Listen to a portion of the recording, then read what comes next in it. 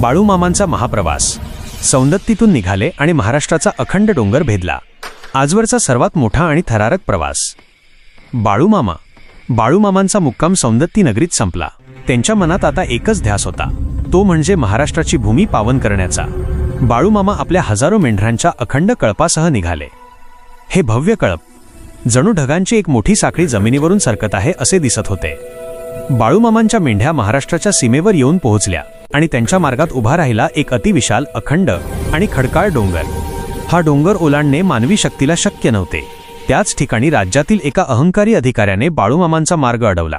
त्याने स्पष्ट आव्हान दिले, तुम्ही इथून पुढे जाऊ शकत नाही। तुम्ही जर देव असाल तर हा डोंगर भेदून दाखवा, अन्यथा बाळूमामांना माघारी फिरावे लागेल। बाळूमामांचा हा अपमान संपूर्ण महाराष्ट्राच्या मातीला सहन झाला नाही। बाळूमामा शांतपणे थांबले। बाळूमामांनी आपल्या हातातली काठी काढली आणि त्या विशालकाय दगडाकडे पाहिले। बाळूमामांनी फक्त एक गंभीर हाक दिली, जय मल्हार। अविश्वसनीय घडले। ज्या क्षणी बाळूमामांनी काठी त्या खडकावर ठेवली, त्या क्षणी तो अखंड डोंगर आतून दुभंगला।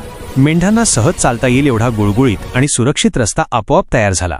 बाळूमामांच्या एका स्पर्शाने निसर्गाचे नियम बदलले होते। बाळूमामा शांतपणे त्या भेदलेल्या डोंगरातून महाराष्ट्राच्या मातीत पहिलं पाऊल टाकले। त्यांच्या मागोमाग हजारो मेंढरे अखंडपणे आणि सुरक्षितपणे महाराष्ट्रात प्रवेश करू लागली। त्या अधिकाऱ्याने बाळूमामांच्या पायावर डोके ठेवून माफी मागितली।